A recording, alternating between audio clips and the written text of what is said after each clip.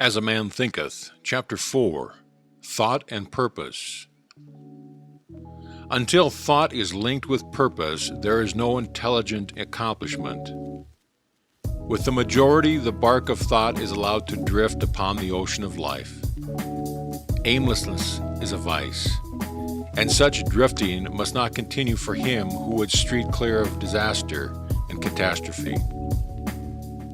They who have no central purpose in their life fall an easy prey to petty worries, fears, troubles, self-pityings, all of which are indications of weakness, which lead, just as surely as deliberately planned sins, though through a different route, to failure, unhappiness, and loss, for weakness cannot persist in a power-evolving universe. A man should conceive a legitimate purpose in his heart and set out to accomplish it.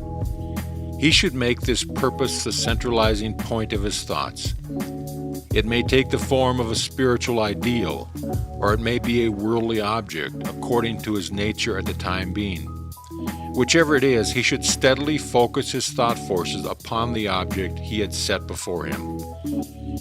He should make his purpose his supreme duty and should devote himself to its attainment, not allowing his thoughts to wander away in ephemeral fancies, longings, and imaginings. This is the royal road to self-control and true concentration of thought. Even if he fails again and again to accomplish his purpose, as he must until weakness is overcome, the strength of character gained will be the measure of his true success, and this will form a new starting point for future power and triumph. Those who are not prepared for the apprehension of great purpose should fix the thoughts upon the faultless performance of their duty, no matter how insignificant their task may appear. Only in this way can the thought be gathered and focused, and resolution and energy be developed. Once this is done, there is nothing which may not be accomplished. The weakest soul, knowing its own weakness and believing this truth, that strength can only be developed by effort and practice, will, thus believing at once, begin to exert itself, and adding effort to effort, patience to patience, and strength to strength, will never cease to develop and will, at last, grow divinely strong. As the physically weak man can make himself strong by careful and patient training, so the man of weak thoughts can make them strong by exercising himself in right thinking. To put away aimlessness and weakness, and to begin to think with purpose, is to enter the ranks of those strong ones who only recognize failure as one of the pathways to attainment, who make all conditions serve them, and who think strongly, attempt fearlessly, and accomplish masterfully. Having conceived of his purpose, a man should mentally mark out a straight pathway to its achievement, looking neither to the right nor left. Doubts and fears should be rigorously excluded.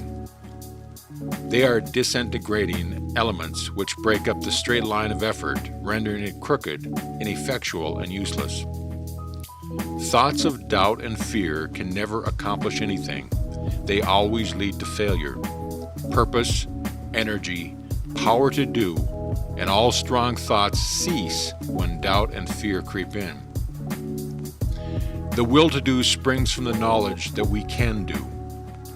Doubt and fear are the great enemies of knowledge, and he who encourages them, who does not slay them, thwarts himself at every step. He who has conquered doubt and fear has conquered failure.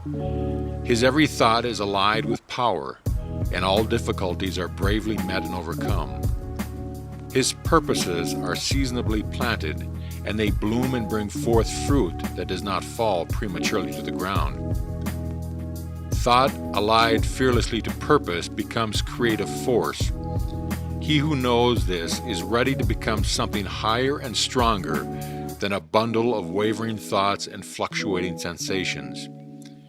He who does this has become the conscious and intelligent wielder of his own mental powers.